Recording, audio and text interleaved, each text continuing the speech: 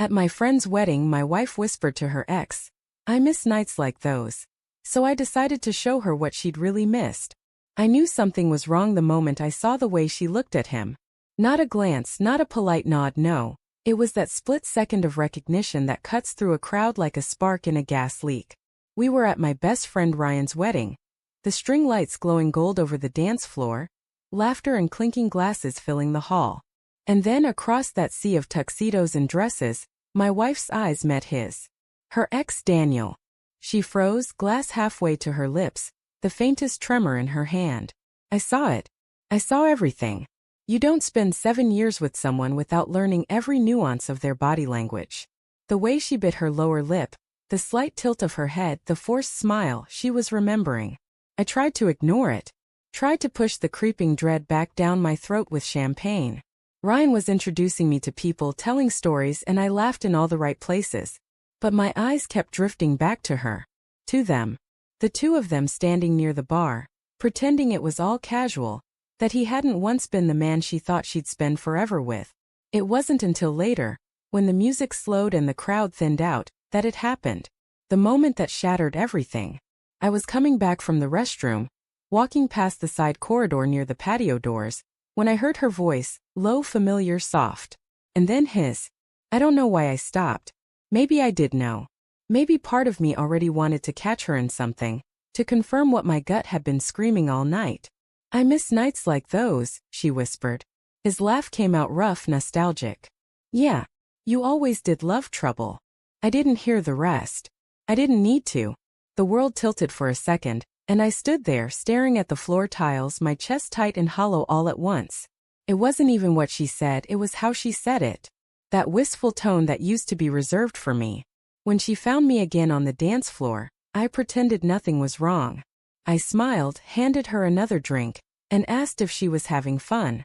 She said yes too quickly. Her hand brushed mine, and I felt the guilt radiate from her skin. Maybe she thought I didn't notice. Maybe she thought I was too naive to suspect that my wife could still be haunted by a ghost she once loved. But the truth is, I saw everything. That night, after the wedding, she fell asleep beside me in the hotel room. I lay there, staring at the ceiling fan, replaying that whisper over and over in my head. I miss nights like those. What nights? What memories did she mean, the ones with laughter and music, or the ones where she was tangled up with him in the dark before she ever met me? I didn't sleep. Not a second. When the morning light slipped through the curtains, I was already dressed, scrolling through her phone on the nightstand.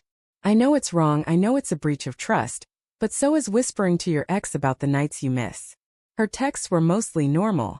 Family group chats, work messages. But then I found his name. Daniel M. Just 2 short threads, weeks apart. "Hey, heard you're married now. Congrats." "Yeah. You too. Hope you're happy." And then a newer one, sent 2 days before the wedding. "Can't believe you'll be at Ryan's. Feels like forever." No reply from her. Just seen.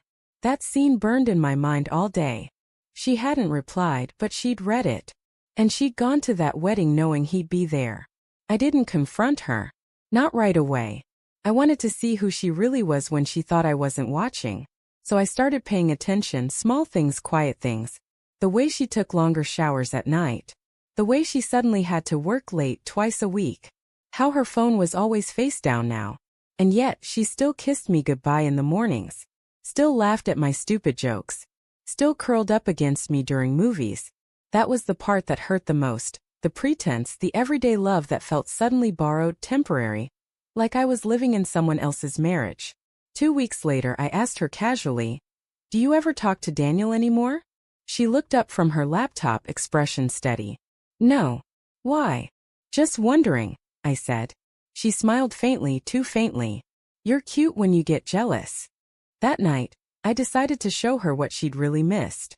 Not out of revenge. Not even anger. Just clarity. I cooked dinner, her favorite creamy garlic pasta with grilled salmon, and poured wine. We sat across from each other like it was any normal evening. But when she reached for her glass, I stopped her hand. "I heard what you said to Daniel at the wedding," I said. Her body froze. For a second, all the blood drained from her face. Then she tried to laugh it off. "What? What are you talking about?" I miss nights like those. That's what you said, right? I kept my voice calm, almost gentle. She swallowed. It wasn't like that. It was just nostalgia. We were kids. I didn't mean anything by it. I stared at her, really looked at her, and realized she wasn't lying, not completely. She probably didn't mean to hurt me. But that's the thing about betrayal. It's not always deliberate. Sometimes it's just selfishness dressed up as sentiment. You could have told me, I said quietly. You could have said he'd be there. You could have said it stirred something up. I would have understood. Tears welled in her eyes. I didn't want to ruin the night. I didn't think it mattered. But it did, I said. It mattered to me. She reached across the table, but I didn't move. I just looked at her, really looked. And for the first time in years I saw her not as my wife but as a stranger I'd built a home around. That night I didn't yell. I didn't pack a bag. I just sat beside her on the couch and asked, "Are you happy?" She hesitated too long. "I don't know," she whispered. That silence between us stretched like a crack across glass. And in that crack everything we'd built started to fall apart. Not loudly but slowly, quietly, like dust settling in an abandoned house. Over the next few weeks we tried. Date nights, honest talks, apologies whispered in the dark. But something fundamental had shifted. Every time she smiled at me, I wondered if she was remembering him.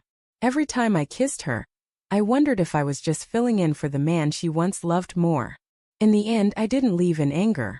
I left because staying felt like living in someone else's memory. The day I moved out, she stood by the door, eyes red, hands trembling. "You're really going?"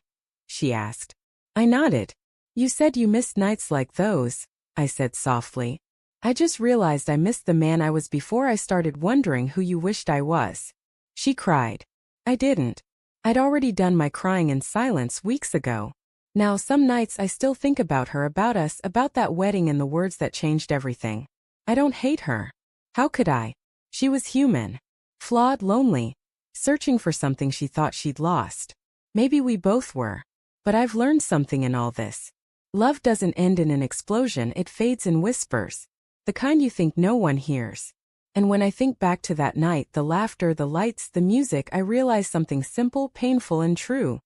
The thing she missed wasn't him. It was the way she used to feel about herself when someone loved her like I did.